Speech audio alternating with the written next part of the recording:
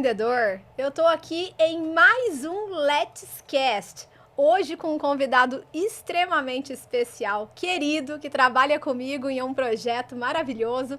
Eu estou aqui com o Eduardo Scarpari. Eduardo, prazer ter aqui Prazer, você. obrigado pelo convite, Stefania. Eduardo, fantástico. A gente vai falar hoje sobre um tema que é assim...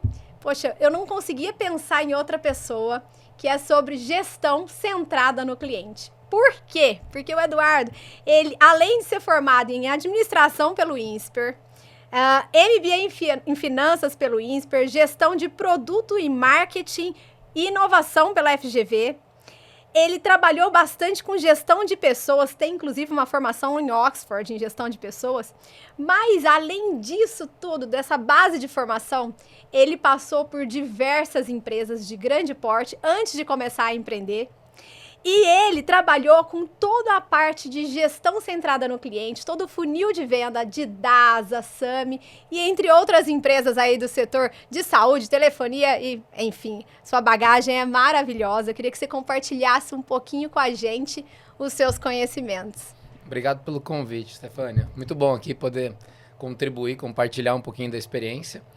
É uma experiência ao longo do tempo, passando por telecom, passando por Big Data Analytics, mundo da saúde, mundo da educação.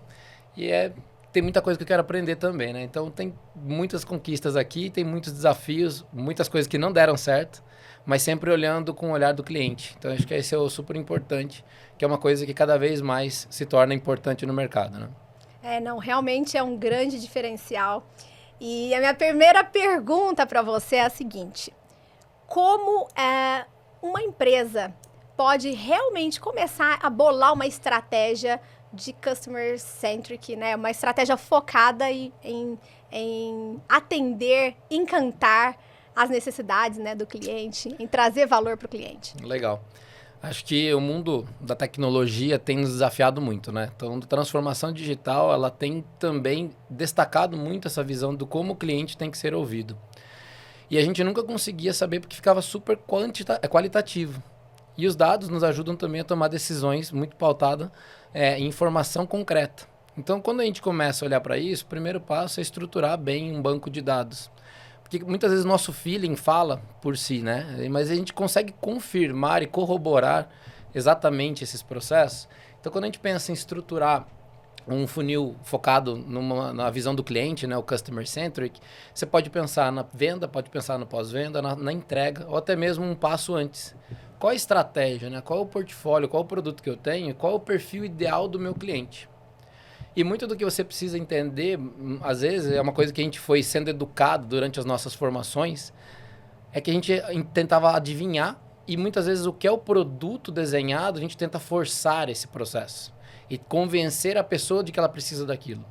Quando a gente coloca o cliente no centro, a gente começa a inverter a lógica. A gente começa a fazer perguntas para ver se aquilo que eu tenho em mãos serve para o meu cliente. E provavelmente vai servir para algum tipo de cliente. Então, saber o perfil ideal do cliente e quais são aqueles critérios que qualificam o potencial cliente vai fazer com que você seja mais assertivo, que você consiga priorizar seus esforços e que você consiga criar também uma abordagem específica para aquele cliente.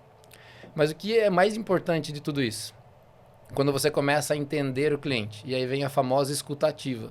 Fala-se muito sobre escutativa, né?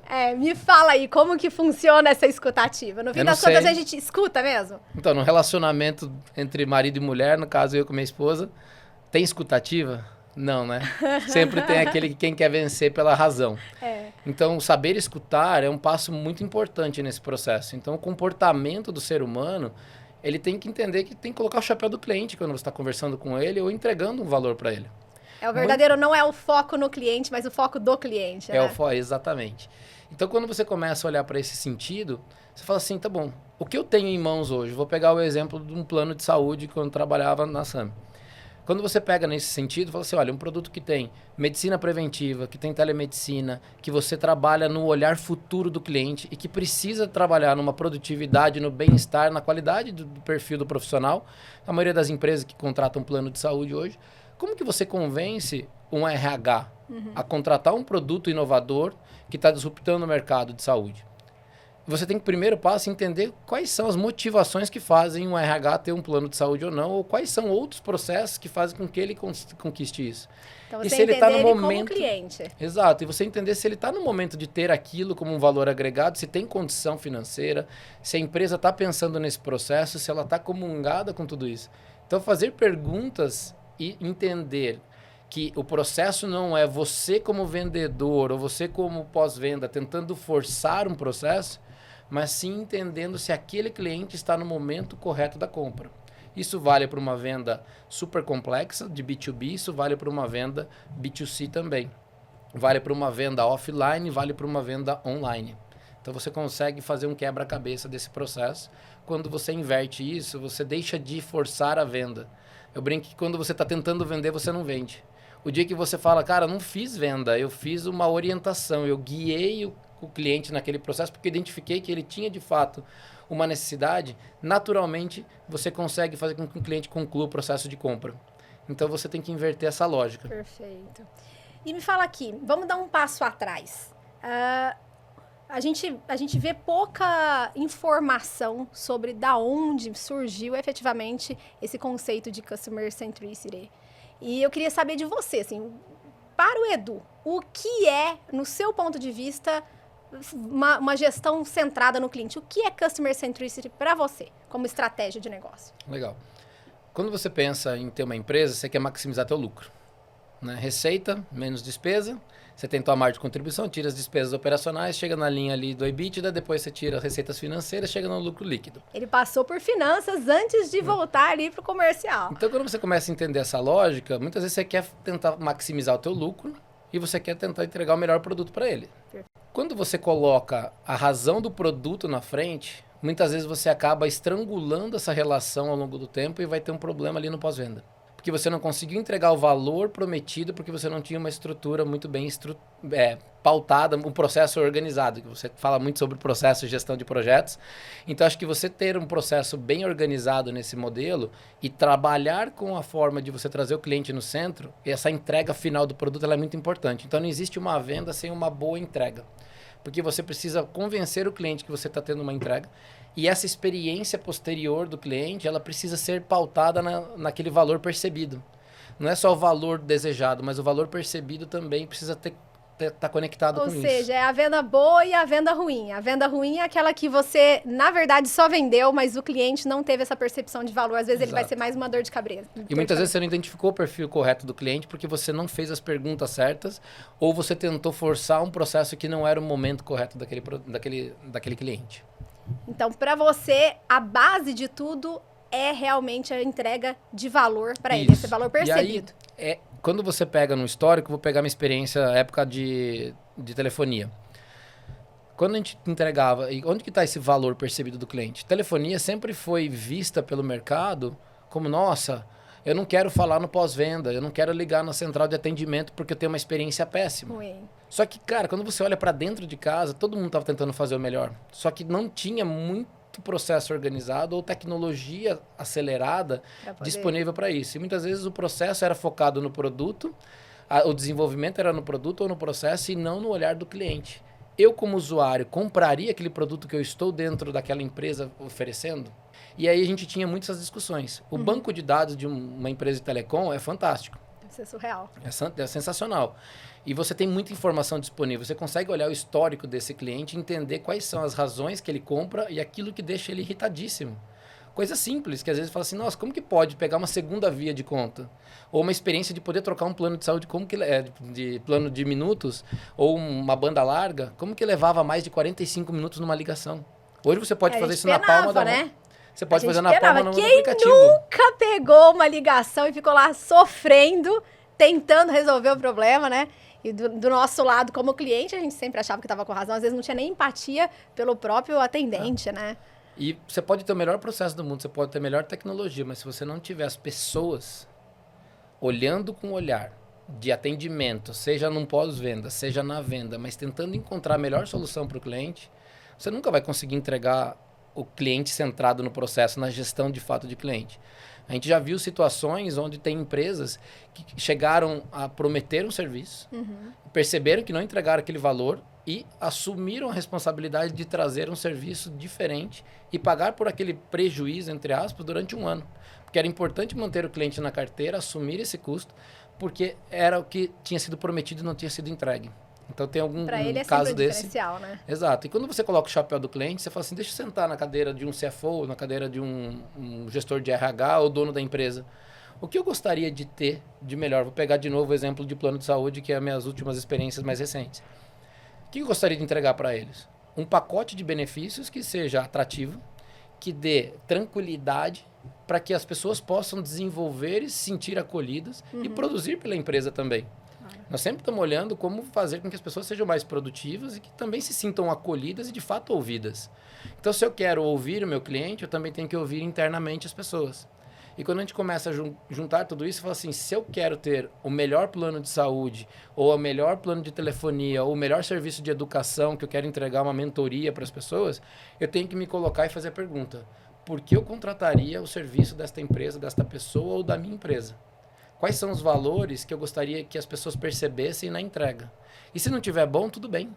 Tenha a humildade de falar, cara, não tá bom, mas eu estou corrigindo todo dia, melhorando de pouquinho em pouquinho.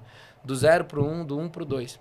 Isso funciona para o processo de vendas, funciona para o processo de implementação, para o processo de pós-venda e também para a construção de produto. Então, quando você começa a juntar esse quebra-cabeça, o time de produtos conectado com vendas, conectado com pós-vendas, vira um elo muito bacana para você levar o futuro da empresa para um novo caminho, um novo patamar. E todo mundo dando sustentação para isso, tecnologia, finanças, RH, processos, são importantíssimos nesse caminho. Então, ou todo mundo está vendendo, ou todo mundo está comprando, né? Está atendendo. Então, é importante você entender que a empresa está olhando para esses dois olhares, mas sempre colocando o cliente no centro. Quando você não coloca o cliente no centro, vem vieses e distorções por incentivos. Ou porque o cara está querendo melhorar o processo e ele não está enxergando o produto, ou o produto não está combinando com o que precisa ser vendido, ou o produto não está desenhado da forma como precisa ser entregue. E aí o processo briga com pós-venda, o processo briga com vendas, vendas briga com produto briga com estratégia, e aí você fala, cara, para onde a gente vai? Não, assim, legal aí o que você estava falando. Eu quero trazer dois ganchos, duas perguntas relacionadas. Gente, eu fico quietinho enquanto ele fala, porque para mim é sempre uma aula. Eu nunca gostei de estratégias comerciais. Nunca, nunca, nunca. Porque eu acho que realmente a venda é sobre não vender. É sobre você ter um produto tão desejável, né? E que realmente entregue tanto valor que ele se vende por si só. E você só está, na verdade, fazendo um encontro entre a pessoa que precisa com aquele produto. Mas pensando em termos de cultura, né? Trazer esse olhar. Você falou muito das pessoas aí, o papel delas preponderantes nessas estratégias de centrar, né, o seu olhar aí no cliente, melhorar a sua gestão com foco no cliente. Mas como que funciona na prática? Quando você tá empreendendo, você pode criar a partir da cultura que você idealizar. Mas quando você já tem, às vezes, um negócio, você já empreendeu, você já tem, né, tá ali na lida, ali no dia a dia. Como que você pode transformar a cultura dessa empresa para que realmente as pessoas que estão ali dentro, não somente os pontos de contato com o cliente, mas todas as pessoas se enxerguem, tanto das áreas, né, correlacionadas que prestam serviço para outras, se enxerguem como eu sou um fornecedor e fulano de tal é o meu cliente, ou a área tal é a minha área cliente ali. Acho que uma experiência bacana que eu tive nesse processo foi quando eu ajudei a construir um braço de relacionamento corporativo empresarial da DASA, a DASA Empresas. Então, nesse momento, eu estava olhando o que não era nem vendas e nem que era pós-vendas. Eu brincava que era chapéu mexicano. Então, você tinha que ter um olhar de como traduzir o que existia de serviços, a chegada de novas soluções de consultoria de gestão de saúde e como fazer com que todo mundo que estava chegando sendo contratado, pessoas que estavam vindo já da DASA, com outras culturas, diferentes visões, criar um elo único. Então, assim, primeiro de tudo qual é a estratégia, né? Qual é o propósito que eu tenho? Depois desce para missão, para visão, valores, uma coisa que eu achava lá atrás, quando eu estava na faculdade, eu achava que era uma baboseira. O dia que você entende que isso, de fato, é o que vai nortear e você se identifica com aquela causa, você fala, putz, eu vou me dedicar por aquilo. Eu sei que eu vou gerar valor para as pessoas e, consequência disso, é minha empresa perpetuar nesse processo. E eu entregar esse valor... Põe no papel também, né? É uma coisa que você está cravando ali, tá todo mundo tendo consciência. Mas foi difícil, foi um longo do tempo. E quando eu estava dentro da Vivo, eu falava, cara, eu acho que isso é baboseira. Mas depois que eu saí, eu falava assim, cara, fazia todo sentido. Por que eu me sentia à vontade naquela empresa? Eu falo com tanto carinho até hoje. Porque eu tinha a identidade com a cultura e eu via que as pessoas estavam tentando fazer o melhor, por pior que tivesse algumas coisas de processo, tem todas as politicagens que existem, mas todo mundo estava norteado pelo mesmo objetivo. E ter gestão corporativa, ter governança, ter reuniões de alinhamento é muito importante nesse processo. Mas as pessoas também precisam ter o lado delas. Os colaboradores precisam vestir o chapéu também do cliente e falar assim, o que eu posso fazer melhor todo dia? Se a gente não tiver esse comprometimento de ambas as partes, não é só o que a empresa pode fazer por mim, mas também o que eu posso fazer para que essa empresa perpetue, melhore, evolua, esteja sempre trazendo novidades ou entregando o valor de qualidade que eu me propus a entregar. Se você veste esse chapéu, e todo mundo tem que ser empreendedor, seja na sua iniciativa empreendedora como dono de empresa ou você sendo colaborador. Quando você pega... exemplos claros, assim, de trabalhos operacionais, cara, se eu fizer bem feito aquele meu processo operacional e eu vou ter a melhor entrega pensada no cliente, com certeza eu vou fazer com que todo o resto da companhia se beneficie por isso. Então, aquela casinha, aquela lojinha, né, que você cuida, trate como se fosse sua sempre, todos os dias, que acho que você vai mudar muito essa visão. Então, começa por você essa transformação da visão do cliente. Isso é interessante porque muitas das vezes você não tem a oportunidade, ainda não teve a oportunidade de empreender. Você está pensando ainda em empreender. E você está lá no seu trabalho normal e você pode ser igual o Edu, que começou intraempreendendo, né? Então, ser um intraempreendedor é você estar ali, vestir a camisa, mas ter esse olhar de dono, pensar que talvez uma estratégia, né, que você está fazendo, um projeto que você está fazendo de inovação, pode ser, na verdade, né, uma grande escola para que você depois consiga empreender fora, né? Me fala também aí um pouco sobre estratégias frustradas, buscando aí, né, uma gestão centrada no cliente. O que pode dar errado? Quais são os problemas? Eu tenho até um exemplo aí, uma vez aconteceu comigo, a escola da minha filha, ela tinha uma regra, né, uma política em que os professores que tinham mais rematrícula, eles eram beneficiados, né, eles tinham uma bonificação, alguma coisa nesse sentido. Me lembro um pouco ali das condições. Mas eu me lembro que a Pietra chegou chorando no carro um dia, falando, mãe, você não fez minha rematrícula ainda? Eu falei, mas por quê, filha? Por que você está chorando? Porque a professora disse que isso e que aquilo. Então, assim, criou-se uma cultura, né, de incentivos, né, que na verdade não beneficiavam o cliente naquela situação ali, né, que no caso a Pietra estava recebendo, eu acho que eu estava pagando pelo serviço, mas a Pietra estava recebendo, na verdade ficou ali à mercê. Como que funciona isso na prática? O que dá errado quando você implementa uma estratégia para trazer essa visão aí para dentro da sua empresa, a cultura customer-centric, mas dá errado? O que pode dar errado? Primeiro é o incentivo, né? Às vezes a meta mal colocada, mal alinhada com o objetivo principal da companhia vai distorcer todo esse olhar do cliente. Então, se você tem uma equipe focada, no caso que você comentou da rematrícula, será que a professora estava sendo cobrada para ter a melhor entrega e pela qualidade da evolução da educação, do conhecimento oferecido, e você perceber o valor que a sua filha estava evoluindo, sei lá, começou a fazer conta de matemática. Cara, ela sabe fazer conta de cabeça, de multiplicar, ou ela começou a falar sobre estratégia ou outra coisa, sei lá, literatura, começou a falar sobre livros e falou assim, nossa, que legal, meu, olha a evolução, como ela está conseguindo conectar as coisas. Eu tenho uma filhinha de 4 anos, ela está numa escola bilíngue. É uma fofa, inclusive. E eu começo a ver hoje a evolução daquele investimento que a gente está fazendo. Que ela começa a conversar e arriscar frases em inglês, coisa que eu tive dificuldade gigantesca para aprender, porque a gente não tinha essa educação, essa possibilidade desse tipo de educação. E eu falava, cara, como que até hoje eu tenho um pouco de dificuldade na comunicação de uma outra língua, por mais que eu tenha me esforçado, por mais que eu tenha, mas eu percebo que não é natural. Ela eu já não tá queria vindo... dizer nossa geração, mas é porque a nossa geração, ela não era tão, né? É. Não tinha tanto acesso à informação, a gente não tinha tanta tecnologia. Hoje tem muita coisa. Daqui a pouco a tecnologia, né? Os chats GPT da vida já tá fazendo com que a gente fale inglês sem precisar falar inglês, né? Com certeza. Então, quem sabe a gente vira um holograma aí sem precisar aprender outras línguas, brincadeira. Mas o que a gente vê? O valor da entrega, você naturalmente vai falar, cara, por que eu estou fidelizado com esta empresa ou com este processo, com estas pessoas que estão conduzindo esse processo? Porque eu acredito que esta entrega está sendo medida e está sendo vantajosa. No caso, ela está aprendendo a falar inglês e eu entendo que uma língua, uma segunda língua, ela é muito importante para a formação no futuro globalizado. Então, se você tem aqui tecnologia à disposição, se a gente está viajando, se a gente está simplesmente fazendo uma reunião ou navegando pela internet em vários lugares, saber uma segunda língua, nós que somos brasileiros, sofremos porque o português não está em todos os lugares, apesar de todo mundo ter que aprender a falar em português também, eu acho que o português é uma língua muito bonita, as pessoas não vão querer fazer isso. E a língua universal ou é chinês ou é americano. Então, assim, a gente vai falar inglês. E se você tem esse olhar para colocar que esse é o objetivo da tua companhia, ou da tua empresa, ou da sua filha, da sua família, que você quer dar essa educação, como que você vai fazer uma rematrícula se você não tem uma entrega de qualidade?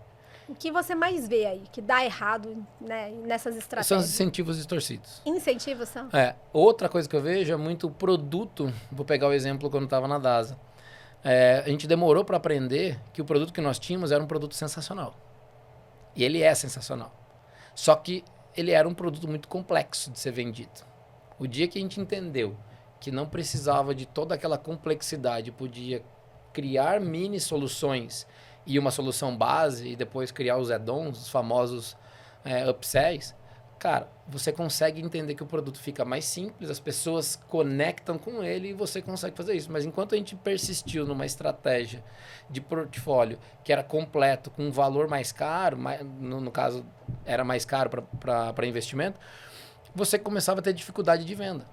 Então você tinha incentivos distorcidos para um retorno que não era tão objetivo. E aí quando a gente simplificou esse portfólio, naturalmente, o que era proposto de meta versus o que a gente estava fazendo de venda se transformou também numa revisão também do perfil das pessoas e a somatória desses fatores nos levou a chegar quase na meta estabelecida, que era uma meta meio que inatingível e a gente chegou muito próximo dela. Bom, então você está querendo dizer, assim, traduzindo, que não é só a estratégia, mas a definição e a comunicação desses produtos. Tem a ver com a comunicação dos produtos tem tudo a ver com isso. Então, você entender o perfil do cliente, se esse produto está desenhado de acordo com aquela necessidade. Muitas vezes você faz a pergunta para o cliente, você fala, nossa, tem tantas coisas que eu preciso melhorar no meu produto, meu produto não serve. Será que não serve? Será que você não tem que priorizar e entender? Você fala muito do MVP, né? De você criar as esteirinhas do Scrum, fazer todas as sprints, as deles, todo o desenvolvimento, o PO junto com as equipes de tecnologia. Quando você está desenhando essa solução, é muito importante, porque da hora que você começa a colocar isso na mesa, você fala, cara, eu tenho uma solução que, de acordo com aquelas necessidades do cliente, aquelas dores mapeadas, com o que eu escutei com o cliente, junto com o produto, junto com o time de pós-venda, junto com o time de UX, e você consegue encontrar esse meio do caminho, isso faz com que você tenha os incentivos alinhados. Entendi. E aí você consegue, muitas vezes, e de novo, a gente está falando de colocar o cliente no centro para você poder tomar decisões, priorizar, e você alinha os incentivos de uma forma muito melhor.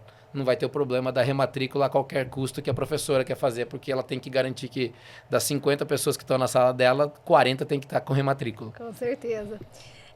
A gente sempre fala que a transformação digital, né, todo o desenvolvimento tecnológico, ele propiciou aí, né, ele deu embasamento para a cultura customer-centric.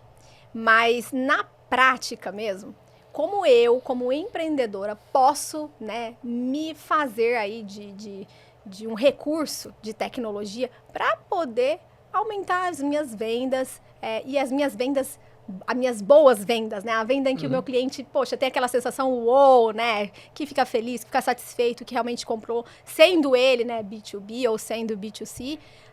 Como que eu posso usar da tecnologia em proveito? Porque você sabe que, poxa, a gente tá na rua, se eu vejo, por exemplo, uma televisão para comprar, eu vou olhar numa loja, eu vou entrar no celular, eu vou fazer uma pesquisa rápida. Como empreendedor, eu posso usar da tecnologia para virar o jogo? Legal. Eu vou pegar um exemplo de uma experiência que eu tive numa empresa de Big Data. E não fui eu que toquei esse projeto, mas é um um resultado emblemático. É uma empresa de produtos de limpeza para empresas.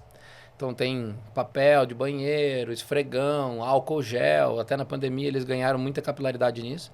E eles tinham contratado uma ferramenta de inteligência de dados, que conseguia reunir e entender onde estão as empresas, qual é a segmentação, qual é o potencial. E eles tinham muito claro que a estratégia de canal deles era outbound, fazer ligação, cold call, que é ligação a frio, sem conhecer a pessoa, mapeando o potencial decisor. E eles começaram a usar essa ferramenta e não dava resultado. Em 6 meses eles queriam cancelar a solução, porque a solução não funcionava. E aí quando eles começaram a fazer essas perguntas, o time de sucesso do cliente, entendendo o cliente e o porquê que ele tinha, falou assim, será que a tua marca não é tão conhecida? Será que a tua estratégia não tem que ser outra estratégia de canal? Então, quando a gente começa a usar a tecnologia a nosso favor e pensar também nas estratégias de como eu posso entregar a minha solução para o meu cliente, eu posso mudar o jogo. Às vezes a gente fica só mais do mesmo, né? Exato. Ninguém aguenta cold call. E aí ele saiu do outbound e foi para um caminho de canal indireto. Ele pegou os distribuidores que faziam essas soluções, entregou uma amostra grátis, um grupo de produtos ali, e falou, olha, entrega para os seus clientes, veja se eles gostam do produto, me fala o que você achou disso. 30 dias depois eles voltaram. E aí começou o primeiro processo de compra. Quando eles entenderam, esta mesma ferramenta podia ser utilizada não para o cliente final, mas sim para os clientes que eram os distribuidores. E aí eles capilarizaram no Brasil inteiro. Se você vem para São Paulo, Alphaville, você vai em Piracicaba, você vê essa marca hoje espalhada em todos os lugares. Eu reconheço porque eu lembro dessa estratégia lá atrás e falei, cara, os caras podiam ter cancelado uma solução. Então a tecnologia estava à sua disposição, informação, mas como as pessoas podem conversar, se comunicar, perguntar, fazer benchmark, ter a humildade de chegar e falar assim, cara, como que eu resolvo essa parada? Não está dando certo. Então saber o que funcionou, o que não funcionou e para onde eu tenho que levar o próximo passo, aceitar o erro, todo dia você tem que aprender a fazer isso. E isso aconteceu também nos exemplos que eu dei aqui da DASA, aprendemos também muito isso na SAMI, no que a gente está fazendo hoje com a mentoria lá do Thiago. Então, todo dia a gente aprende um pouquinho. Qual é o perfil do meu cliente? O que esse cliente quer e como que eu ajusto o meu processo? Então, se a gente está pensando sempre no cliente, eu não estou falando só de vendas, estou falando de como o pós-venda tem que ser, como que é a estratégia de produto. Você tem que redesenhar tudo que eu estou pensando hoje. E todo dia a gente tem que aprender. A hora que a gente encontrou a fórmula do sucesso, aquele produto vai perpetuar por um período, talvez. Ou vai perpetuar, de fato, com a palavra, como no linguajar da palavra mesmo. Mas a gente tem que entender que todo dia a gente tem que melhorar um pouquinho. Então, usando um pouco da tecnologia, saber fazer as perguntas, usar um CRM, por exemplo. O CRM, por si só, ele não vai fazer nada. Mas se você parametrizar ele com os critérios de seleção, com uma cadência de pré-vendas bem definida, pode ser um cara fazendo só o trabalho de pré-vendas ou pode ser uma equipe fazendo pré-vendas e vendas. Depende do tipo de produto que você tem. Você consegue conduzir isso de uma forma muito mais assertiva. E você vai priorizar seu esforço e não vai abordar aqueles clientes que você chama assim, esse cara não quer comprar. Não é que não quer comprar, será que você está chegando no perfil correto da pessoa? Ou como que teu time comercial está trabalhando? Hoje você pode fazer gestão de produtividade do time comercial à distância. Olhando muito mais sobre as perguntas, né? É como fazer pergunta. Acho que o ChatGPT vai desafiar bastante a gente, né? É como fazer pergunta. Não é como a gente vai construir aquele processo simplesmente. Você sabe que quando eu conheci você, assim, a característica assim, que mais assim, me deixou intrigada, eu falei, como que um cara que tem assim, poxa, uma experiência igual ele tem, é tão humilde, é tão simpático e empático. E aí a minha pergunta é sobre isso, Edu. O papel da empatia. Eu me lembro que quando eu estudava toda a parte de levantamento, assessment, business analysis, tinha muito essa característica da empatia, né? E foi até uma mudança, eu percebo muito uma mudança, né, no cenário, no mercado aí, né? Em toda essa parte de levantamento, requisitos, entendimento do cliente e tudo mais, de ter essa empatia. Que você fala, usar o chapéu do outro, se colocar no lugar do outro.